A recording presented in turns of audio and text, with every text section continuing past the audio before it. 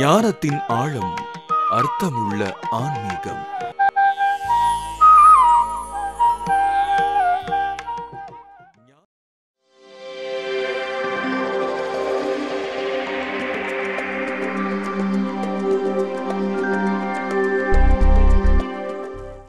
ஐயா வணக்கம். வணக்கம். அகநிலை வாழ்க்கை அல்லது ஆன்மீகத்துக்குள்ளே நுழையும் போது சரி, எந்தெந்த இலக்குகளை முதன்மைப்படுத்தி ஏற்று இயங்கணுன்றதை கொஞ்சம் தெளிவாக சொல்லுங்கள். இது ஒரு நல்ல ஒரு அருமையான கேள்வி கேட்டீங்க.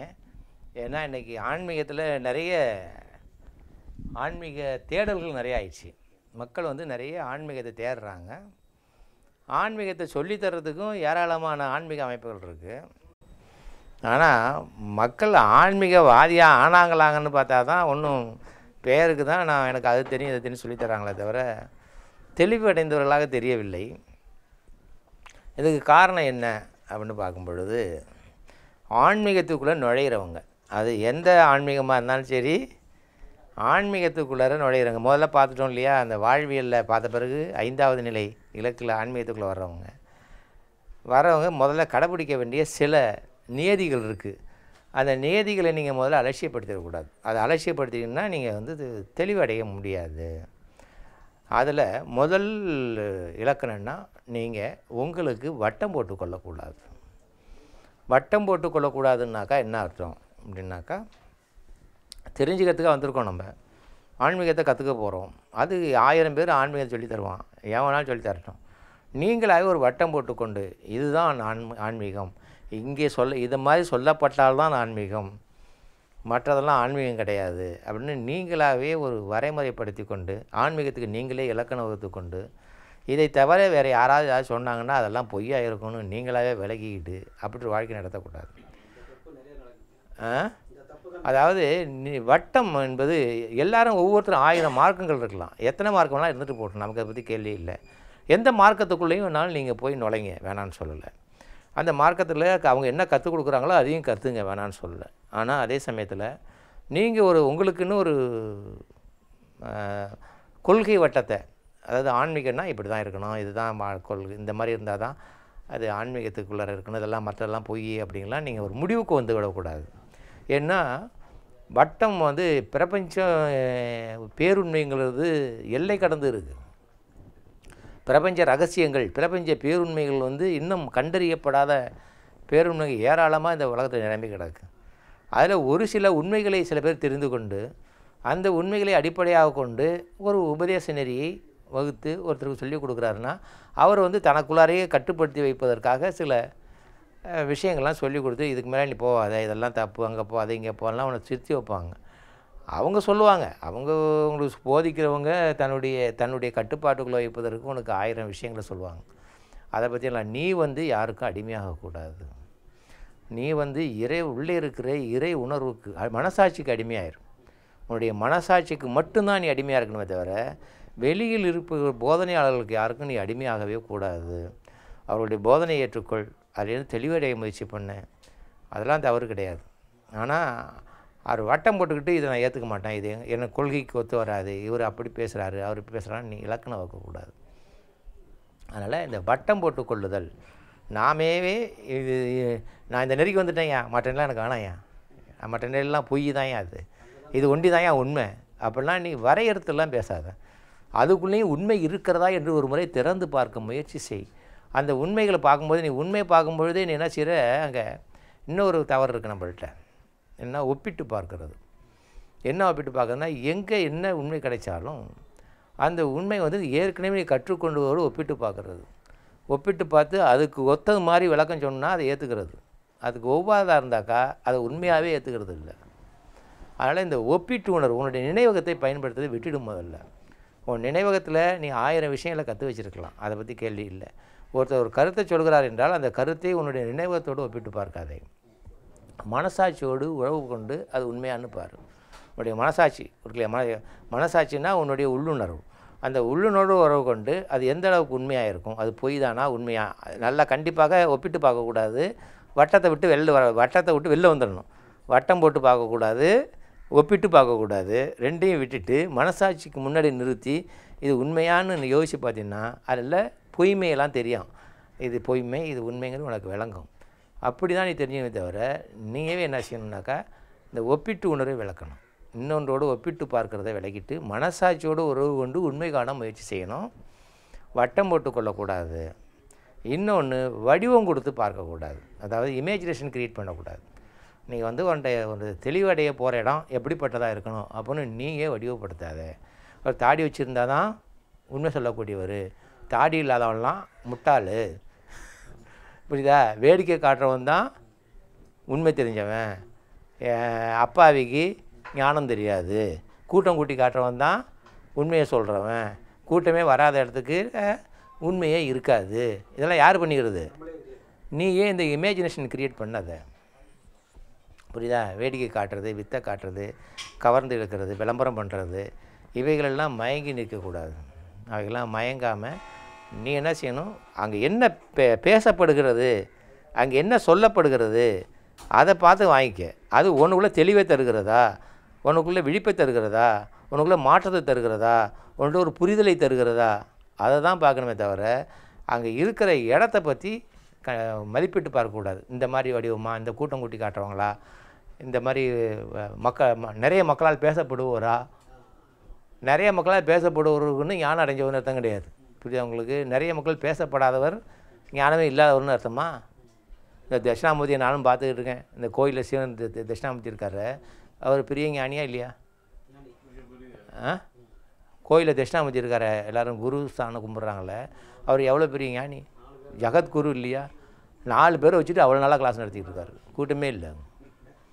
அது கூட்டமே இல்லைங்கிறதுக்கு அவர் நம்ம வந்து ஞானி இல்லைன்னு சொல்ல முடியுமா? சங்கரர் 4 பேரை வச்சு தான் கிளாஸ் நடத்திக்கிட்டு இருக்காரு. ஏன் நம்ம திருமூலரே 7 பேரை வச்சு தான் கிளாஸ் நடத்திக்கிட்டு இருந்தார். 7 மாணவர் தான் அவர் தான் சொல்கிறாரு. அவருடைய குருவுக்கு அவங்க 8 மாணவர்கள்னு சொல்கிறாரு. அதனால் மாணவர்கள் கம்மியாக இருக்கிறாங்கனாக்கா குரு சரியில்லைன்னு நினைக்கக்கூடாது. போதனையாளருக்கு போதிக்க தெரியாதவன் முட்டாள்னு நினைக்கக்கூடாது. கூட்டம் பெருக்கி வச்சுருக்கிறவன் தான் போதனையாளர், கூட்டம் இல்லாதவன் போதிக்க தெரியாதவன் நினைக்கக்கூடாது. அதே சமயத்தில் கூட்டத்தை பெருக்கி இருக்கிறவனும் முட்டாள்னு நினைக்கக்கூடாது. அதையும் புரிஞ்சுங்க. புரியுதா உங்களுக்கு? எதிர்பாராமல் கூட்டம் போய் சேர்ந்துருக்கும். அவர் ஞானியாக இருப்பார். இப்போ ரமணர் இருந்தார், அவர் வந்து எந்த கூட்டத்தையும் சேர்க்கலை. அவர் விலகி ஓடி போய் அந்த ஊரை விட்டு எங்கேயும் வெளில கூட போகலை. அது திருவண்ணாமலை விட்டு அங்கே விட்டு அகன்று அங்கே வேண்டார். ஆனால் கூட்டம் அவர் சேர்ந்து தேடி போச்சு. அப்படி சமயத்தில் கூட்டம் தேடி வரலாம். அதனால் கூட்டம் இருக்குங்கிறதுக்காக, கூட்டம் பெருகி இருக்கிறதுனால அவர் வந்து இல்லாதவர்னு சொல்ல முடியாது. கூட்டம் இல்லைங்கிறதுக்காக அப்படி பொருள் கொள்ளவும் கூடாது. நமக்கு தேவையானது நமக்குள்ளே விழிப்பையும் தெளிவையும் அறிவிலே ஒரு உண்மையும் உணர்த்துகின்ற ஒரு இடமாக இருக்கிறதா என்று தான் பார்க்கவே தவிர இந்த வடிவம் கொடுத்து பார்க்கக்கூடாது. அதனால் வடிவம் கொடுத்து பார்க்கக்கூடாது, நமக்கென்று வட்டம் போட்டுக்கொள்ள பார்க்கக்கூடாது. ஒப்பிட்டு பார்க்கின்ற உணர்வை விலக்கிவிட்டு உள்ளுணர்வு உறவு கொண்டு உண்மை காண முயற்சி செய்யணும். இன்னொன்று, அலட்சியம் எளிதாக இருக்குது என்பது எதையும் அலட்சியம் செய்துவிடக்கூடாது. ஒன்று எளிதாக இருக்குது என்பதற்காக அதில் ஒன்றுமே இல்லைன்னு நினச்சிடக்கூடாது. அதுக்குள்ளே கூட ஒரு பெரிய விஷயம் நமக்கு இருக்கலாம். அதனால் எல்லாவற்றிலையுமே நம்ம கற்றுக்கொள்ளுன்ற எண்ணோடு இருக்கணும். நான் ஒரு வகுப்பில் கூட சொல்லியிருக்கிறேன், நீ சந்திக்கின்ற அனைத்துமே உனக்கு 2 விஷயங்களை செய்கின்றது. ஒன்று, உனக்கு அறிவிலே தெளிவை தர விரும்புகிறது. உனக்கு ஒரு பகிர்தல் மூலமாக சுகத்தை தர விரும்புகிறது. இந்த உலகத்தில் அனைத்துமே நம்ம உலகத்தை தேடிட்டு இருக்குது 2 தான். என்ன தேடிட்டு இருக்கோம்? அறிவிலே தெளிவை தேடுறோம், செயலில் ஒழுங்கை தேடி இன்பமாக இருக்க முயற்சி பண்ணுறோம். இது 2ஐயும் நீ சந்திக்கின்ற அனைத்துமே தர முயற்சி செய்கிறது. உனக்கு ஏன் அதை அடைய முடியாமல் போச்சு அப்படின்னு வேணுன்னா, நீ ஒழுங்காக இல்லாததுனால தான். நீ வந்து இந்த மாதிரி வடிவம் போட்டுக்கிறது, அது எளிதாக இருக்குங்கிறத அலட்சியப்படுத்துறது, வட்டம் போட்டுக்கிறது, இந்த மாதிரி விஷயங்கள்லாம் நீ வச்சுருக்கிறதுனால அது என்ன சொல்ல வந்தது, உனக்கு என்ன சொல்லித்தர விரும்புங்கிறது உனக்கு தெரியாமல் போயிடுது. அது என்ன பகிர்ந்து கொண்டு சுகத்தை தர முயற்சி பண்ணுங்கிறது அந்த சுகத்தையும் நீ அடைய முடியாமல் போயிடுது. அதனால் எந்த காரணத்தை கொண்டும் நமக்கு வந்து எல்லாமே நமக்கு கற்றுத்தர எளிதாக இருக்குது என்பதை எதையும் அலட்சியம் செய்யக்கூடாது. இன்னொன்று ஒரு முக்கியமான விஷயம், நம்ம முன்னோர்கள் செஞ்சு வச்சுருக்கின்ற ஒரு முயற்சி, அதை வந்து அவங்க அந்த பயிற்சியில் சொல்லும் பொழுது, அந்த காலத்தில் இதுக்கெல்லாம் போனீங்கன்னா, ஞான குருகுலத்துக்கு போனீங்கன்னா அவங்க என்ன சரியை கிரியை யோகம் ஞானம்னு கற்றுக் கொடுப்பாங்க. அந்த சரியை கிரியை ஞானங்கிறதுல சரியில் 4, சரியலை சரியை, சரியலை கிரியை, சரியலை யோகம், சரியலை ஞானம். அப்புறம் கிரியையில் 4, அது கிரியையில் சரியை, கிரியையில் கிரியை, கிரியையில் யோகம், கிரியையில் ஞானம். அப்புறம் யோகத்தில் 4, ஞானத்தில் 4ன்னு மொத்தம் 16 ஸ்டெப்பு சொல்லி தருவாங்க. இதை 16 நீங்கள் கடந்து போகணும். அப்படி போல் சரியை என்பது வெளி ஒழுக்கம், கிரியை என்பது உன்னுடைய அக ஒழுக்கம், யோகம் என்பது நுண்ணிலை விளக்கம், ஞானம் என்பது அருள்நிலை விளக்கம். இந்த 4 நிலைகளையும் நீ கடந்து உள்ளே போவதற்கான பயிற்சிகளை 16ஆக வகுத்து முன்னோர்கள் நமக்கு பாடம் நடத்துவாங்க. அந்த காலத்தில் குருகுலத்துக்கு போனீங்கன்னாக்கா, நான் என்ன சொல்கிறேன், நீங்கள் ஆன்மீகத்துக்குள்ளே வர்றீங்கன்னா குருகுலத்துக்குள்ளே வர்ற மாதிரி தானே. அதனால் இந்த 16ல் கடைசி நாளையாவது பின்பற்றுங்க. புரியுது உங்களுக்கு? அருள்துறை நிறையவங்க மொத்தம் 12 விட்டுடுங்க, கடைசி 4ஆவது கண்டிப்பாக பின்பற்ற முயற்சி பண்ணுங்கள். கடைசி 4 என்ன? ஞானத்தில் சரியை, ஞானத்தில் கிரியை, ஞானத்தில் யோகம், ஞானத்தில் ஞானம். இந்த ஞானத்தில் சரியினாக்கா கேட்டல், சிந்தித்தல், தெளிதல், அனுபவமாகி நிற்றல். சிரவணம், மனனம், நிதித்தியாசனம், முமுட்சுத்துவம். வடமொழியில் சொன்னாக்கா சிரவணம், மனனம், நிதித்தியாசனம், முமுட்சுத்துவம். தமிழில் சொல்கிறதுனா கேட்டல், சிந்தித்தல், தெளிதல், அனுபவமாகி நிற்றல். அதாவது நீ போராட்டெலாம் கலெக்ஷன் பண்ணிக்க, அவன் என்ன சொன்னாலும் கலெக்ஷன் பண்ணிக்க. கலெக்ஷன் பண்ணால் அப்படியே சாப்பிடாத, அப்படியே சாப்பிடாமல் உட்காந்து ஆய்வு பண்ணு. உனக்கு ஆய்வு பண்ண தெரியும்னா ஆய்வு பண்ணியவர்களோடு தொடர்பு கொண்டு உண்மையை காண முயற்சி பண்ணு. அதில் எந்த அளவுக்கு எனக்கு வாழ்க்கைக்கு பயணக்கூடியது எது, பயன்படாதது எது, எதை விளக்க வேண்டியது, எது அவசியமானது, ஏற்கனவே பெற்ற அனுபவங்களிலிருந்து உள்ள அறிவை கொண்டும் பிறருடைய அறிவை கொண்டும் உன்னுடைய மனசாட்சியின் துணையை கொண்டும் கலெக்ட் பண்ண விஷயத்தில் நீ சிந்திக்கணும். முதல்ல எல்லாத்தையும் கலெக்ட் பண்ணலாம், எல்லாத்தையும் கலெக்ட் பண்ணதை அப்படியே எடுத்துக்காமல் அதை ஆய்வு பண்ணுறோம் இல்லையா, அதுதான் சிந்தித்தல்னு பேர். கேட்டலுங்கிறது கலெக்ஷன், அது மேலே அப்புறம் ரிசர்ச் பண்ணணும். அதை நீ ஆய்வு செய்யணும். ஆய்வு செஞ்ச பிறகு உனக்குள்ளே ஒரு முடிவு வரணும். ஓகே, இதெல்லாம் அவசியமானவை, இதை விட்டு விலகக்கூடாது. அம்பத்தூரில் சொல்கிறதெல்லாம் மோசமானது, அதெல்லாம் விளைக்கிடணும்.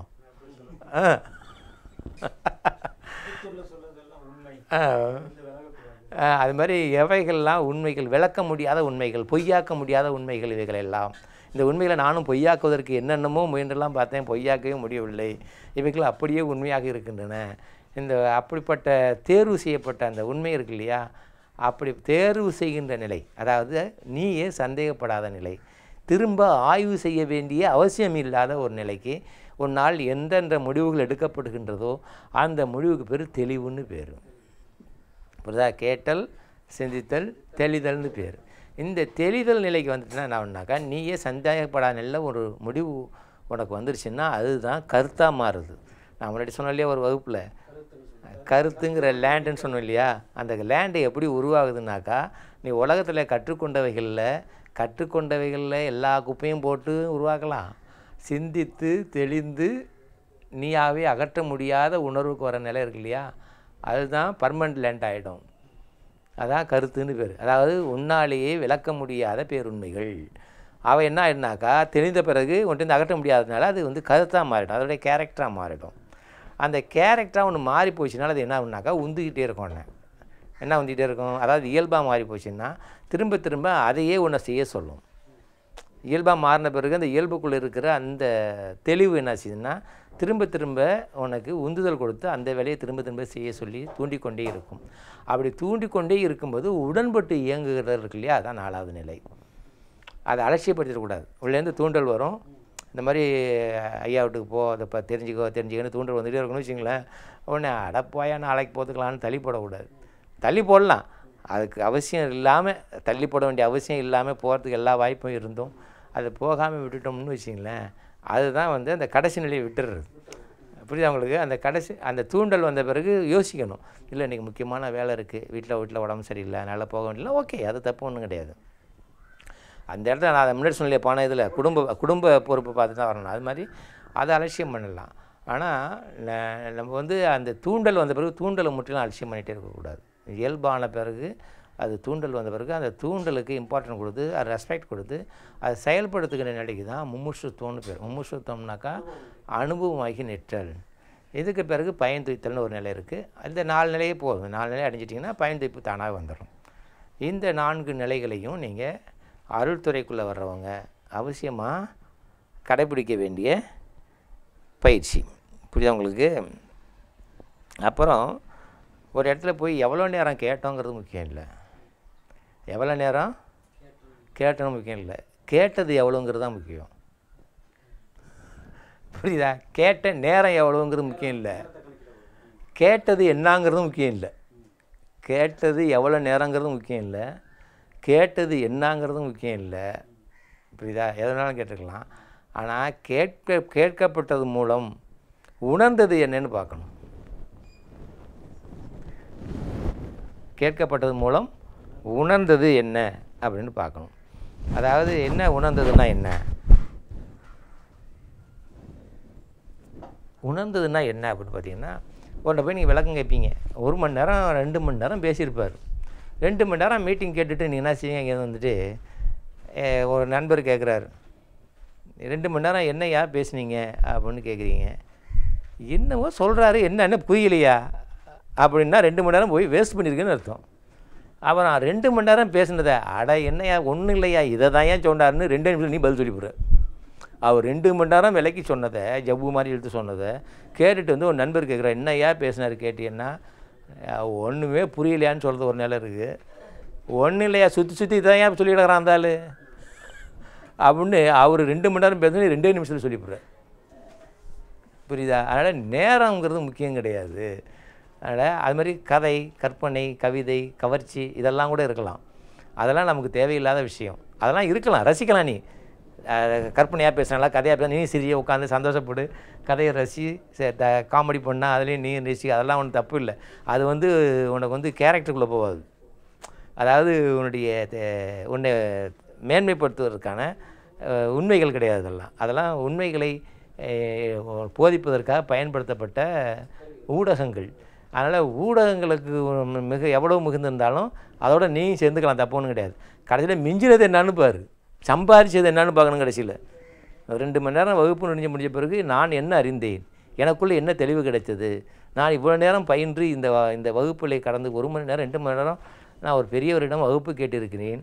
அதன் மூலமாக நான் அடைந்த உண்மைகள் என்ன, வாழ்க்கையில் என்னென்ன தெளிவுகள் அடைந்தேன், என்னென்ன நான் கற்றுக்கொண்டிருக்கின்றேன், இவைகளை நான் பயின்று என்ன பயன் அடையக்கூடிய அளவுக்கு எந்த அளவுக்கு உண்மைகள் இருக்கின்றன என்பதை நீ ஆராய்ந்து பார்க்கும் பொழுது அங்கே ஒன்றும் இல்லைன்னா அது வேஸ்ட்டு என்ன. அதனால் அதை தான் கணக்கிடுமே தவிர எவ்வளோ நேரம் பேசுகிறாங்க, எவ்வளோ நேரம் கவர்ச்சியாக பேசுகிறாங்க என்பதெல்லாம் அதுக்கு முக்கியத்துவம் கொடுத்து, ஆகா சூப்பராக பேசுனாரியா, என்ன கதை அடிப்பாரு, ஒரே கும்மாளையா, பாட்டு ஜாலியாக இருந்தியா, 2 மணி நேரம் பொழுது போனதே தெரியலேன்னு போச்சு.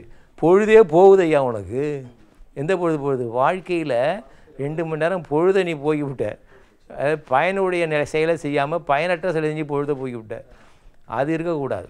புரியுதா உங்களுக்கு? அதனால் நம்ம புரிந்து கொள்ளக்கூடியவை, புரிந்து கொள்ள வேண்டியவை, புரிந்து கொள்ள முடியாதவை, இதை பற்றி நான் இறையியல் தவத்தில் விளக்கியிருக்கேன். நீங்கள் படிச்சிங்கன்னா அதை தெரியும். புரிந்து கொள்ள கூடியவை, புரிந்து கொள்ளக்கூடியவை, புரிந்து கொள்ள வேண்டியவை, புரிந்து கொள்ள முடியாதவை, இந்த 3 வகை என்னங்கிறது ஒளி இறையியல் தவத்து புக்கில் நான் கொஞ்சம் விரிவாக விளக்கியிருக்கிறேன்.